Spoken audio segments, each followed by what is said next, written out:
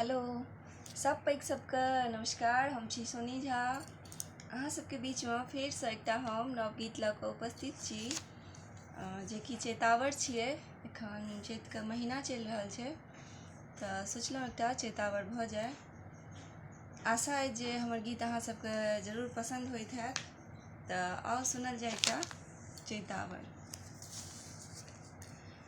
कौन कयल जादू टोन हो राम, राम गेला बन कौन कयल जादू टोन हो राम, राम गेला बन कौन कयल जादू टोन हो राम, राम गेला बन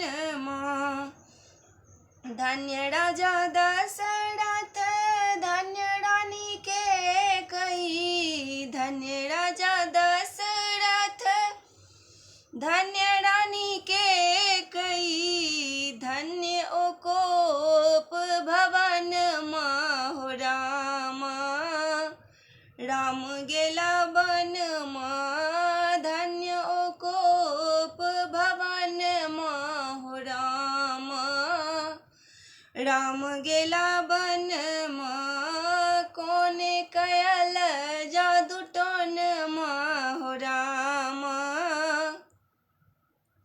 राम गेला बन धन्य राजा दशरथ धन्य रानी के कई, धन्य राजा दशरथ धन्य रानी के कई, धन्य ओ कोप भवन हो राम, राम गेला बन धन्य ओ कोप भवन हो राम, राम गेला बन कौन कयल जादू टोन हो राम,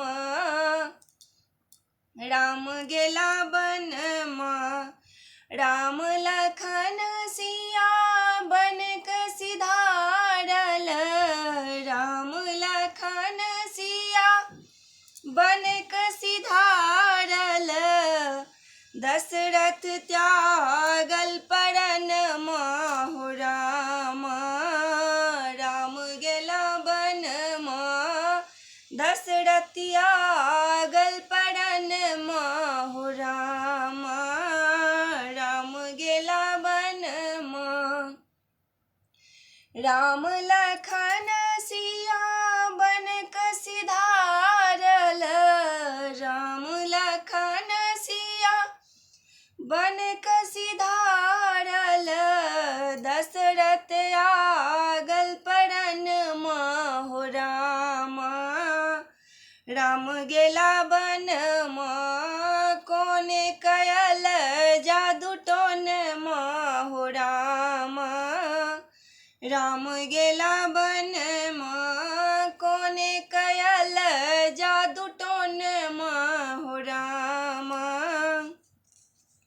राम गेला बन मातु कौशल्या करुण करुणाही, मातु कौशल्या करुण करुणाही, सौतीन भेल बेरनिया हो राम, राम गेला बन मातु कौशल्या करुण करुणाही, मातु कौशल्या करुण करुणाही, सौतीन भेल बेरनिया हो राम, राम गेला बन सौतीन भेल बेरनिया हो राम,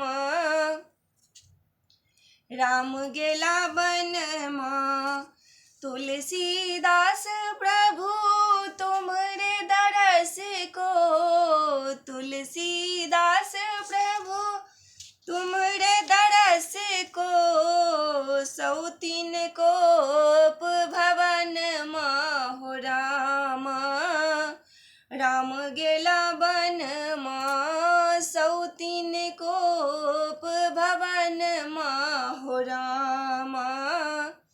राम गेला वनमा कोने कयल जादू टोनमा हो रामा।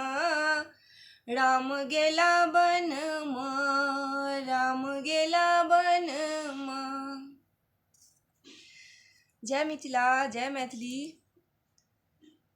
केहन छी अहाँ सब, और हमर गीत अहाँ सबके केहन लागैए से अहाँ सब एक बेर कमेंट बॉक्समे जरूर लिखियौ। और हमर यूट्यूब चैनल मैथिली गीत सोनी झाके अहाँ सब प्लीज सब्सक्राइब कऽ लेब, जे सब हमरा नया देख रहल छी। और जे सब पहले से सब्सक्राइब केने छी हुनका सबके बहुत बहुत धन्यवाद। आशा अछि जे हमर गीत अहाँ सबके जरूर नीक लागैत हैत, तऽ अहाँ सब एकटा लाइक दैमे कंजूसी नहि करबै, एकटा लाइक जरूर कऽ देबै और कमेंट जरूर करब। और जे सब नया देख रहल छियै से सब सब्सक्राइब कऽ देबै। और हमर नेक्स्ट वीडियो तक अहाँ सब बनल रहब। Thank you.